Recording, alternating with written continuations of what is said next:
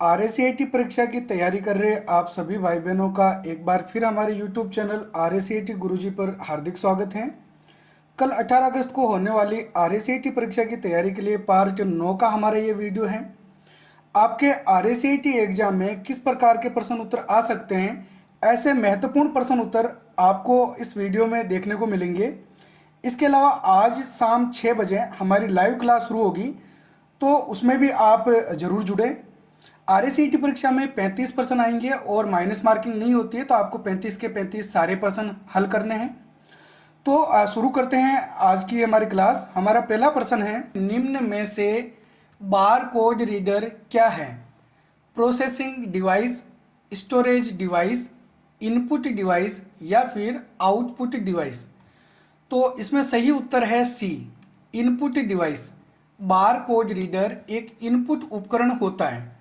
यहाँ आप चित्र में देख सकते हैं, ये इस प्रकार का बार कोड रीडर होता है, जो कि बार कोड यानी कि इस प्रकार की जो वर्टिकल लाइनें होती हैं जिसके अंदर कुछ कोड लिखा हुआ होता है, उसको पढ़ने का काम करता है।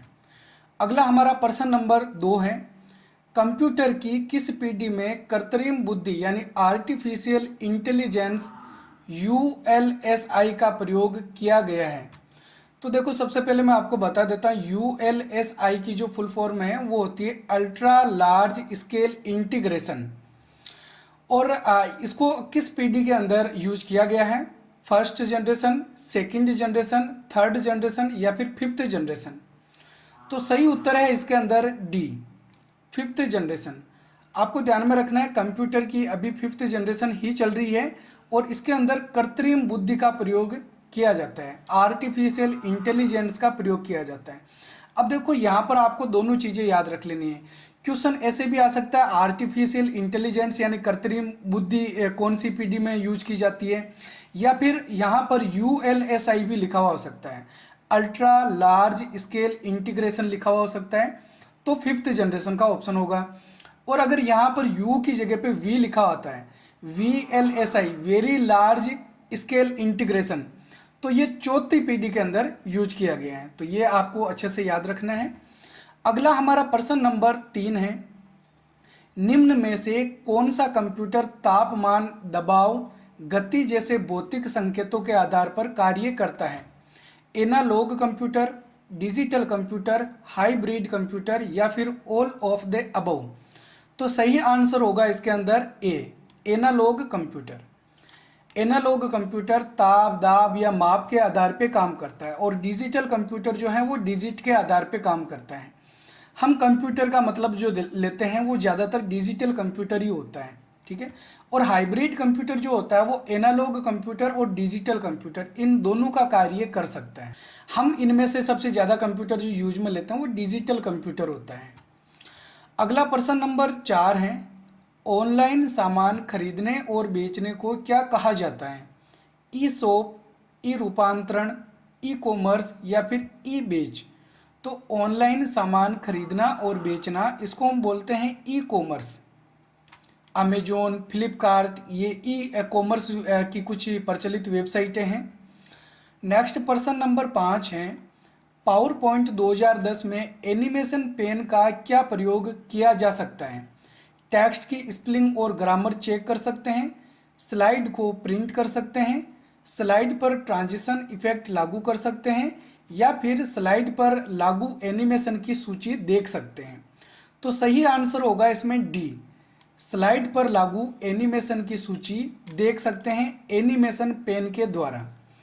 और एनिमेशन पेन वाला जो इफेक्ट है वो पावर पॉइंट में एनिमेशन टैब के अंदर मौजूद होता है। अगला हमारा प्रश्न नंबर 6 है, माइक्रोसॉफ्ट एक्सेल 2010 में डेटा को आरोही या अवरोही क्रम में रखने के लिए किस विकल्प को चुना जाता है? रिप्लेस, हाइपरलिंक, सॉर्ट या फिर मर्ज सेल्स? तो सही उत्तर है इसमें सी, सॉर्ट, SORT, SHORT वाला नहीं होगा, SORT वाला है ना। अगला प्रश्न नंबर 7 है, निम्न में से पेस्ट करने की शॉर्टकट कुंजी क्या है?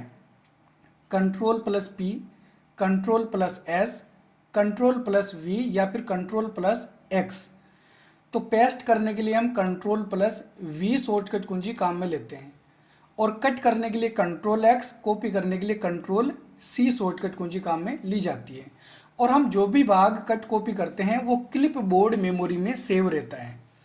अगला प्रश्न नंबर 8 है, किसी ईमेल का वह भाग जिसमें हटाए गए ईमेल को रखा जाता है उसे क्या कहा जाता है।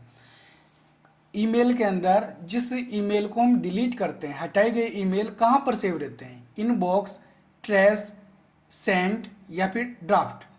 सही उत्तर है इसमें बी, ट्रैश फोल्डर के अंदर डिलीट की हुई ईमेल्स रहती हैं और कितने दिनों तक रहती हैं, 30 दिनों तक। 30 दिन के बाद अपने आप ही वो डिलीट हो जाती हैं। अगला प्रश्न नंबर 9, इनमें से कौन सा एक सॉफ्टवेयर का प्रकार नहीं है, माइक्रोसॉफ्ट वर्ड, नोटपैड, स्कैनर या फिर वर्डपैड। तो देखो स्कैनर जो है वो कोई सॉफ्टवेयर का प्रकार नहीं है, ये एक हार्डवेयर उपकरण होता है। अगला प्रश्न नंबर 10 है, माइक्रोसॉफ्ट वर्ड 2010 में किसी टेक्स्ट के बारे में विवरण उसी पेज में नीचे लिखने के लिए किस टूल का प्रयोग करते हैं, हेडर, फुटर, नोटपैड फुटनोट या फिर एंड नोट। सही उत्तर है इसमें सी, फुटनोट। अब देखो किसी टेक्स्ट के बारे में हम उसी पेज के नीचे कोई विवरण लिखना चाहते हैं तो जिस टेक्स्ट के बारे में हम विवरण लिखते हैं उस टेक्स्ट के ऊपर यहाँ सुपर स्क्रिप्ट किया हुआ एक नंबर लिखा हुआ रहेगा, जैसे 1, 2, 3 इस प्रकार से। और उसी नंबर के बाद में वहाँ नीचे की तरफ हम देखेंगे नंबर वापस लगा हुआ होगा, जैसे यहाँ पे 1 नंबर है तो वापस यहाँ उसी पेज के नीचे एक नंबर लिखा हुआ रहेगा और उसके बारे में कुछ विवरण हम उस पेज के नीचे लिख सकते हैं, तो वो फुटनोट कहलाता है।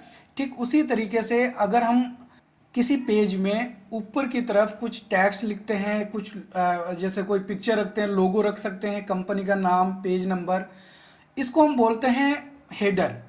ठीक है, किसी पेज के ऊपर कुछ विवरण लिखा जाता है जो कि हमको सभी पेजों में दर्शाना होता है। हमारे पास में जितने भी पेज हैं सभी पेजों में दर्शाना है। कोई नाम लिखा हुआ हो सकता है, पेज नंबर हो सकते हैं या कंपनी का कोई लोगो लिखा हुआ हो सकता है, तो उसको हेडर कहा जाता है। ठीक है, हेडर की तरह ही अगर उसको हम पेज के नीचे लिखते हैं तो उसको फुटर कहते हैं।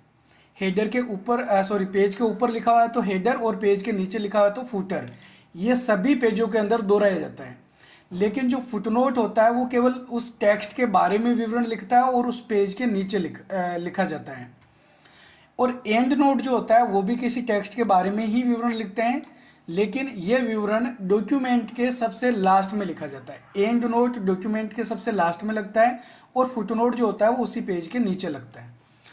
नेक्स्ट हमारा प्रश्न नंबर 11 है, कंप्यूटर में डिस्क क्लीनअप की क्या उपयोगिता है, डिस्क का बैकअप लेने हेतु, डिस्क में मौजूद वायरस को मिटाने हेतु, डिस्क की अनावश्यक फाइलों को पहचानने और मिटाने हेतु, डिस्क की सभी फाइलों को मिटाने हेतु। तो सही उत्तर है इसमें सी, डिस्क की अनावश्यक फाइलों को पहचानने और उसको मिटाने के लिए डिस्क क्लीनअप वाला जो ऑप्शन है वो चुना जाता है। अगला प्रश्न नंबर 12, किसी आइकन का नाम बदलने के लिए किस शॉर्टकट कुंजी का प्रयोग किया जा सकता है, Ctrl+N, Shift+N, Ctrl+F1 या फिर F2। तो किसी आइकन का, किसी फाइल फोल्डर का अगर हम नाम बदलना चाहते हैं, रीनेम करना चाहते हैं, तो रीनेम की शॉर्टकट कुंजी होती है F2। डी इसमें सही आंसर होगा।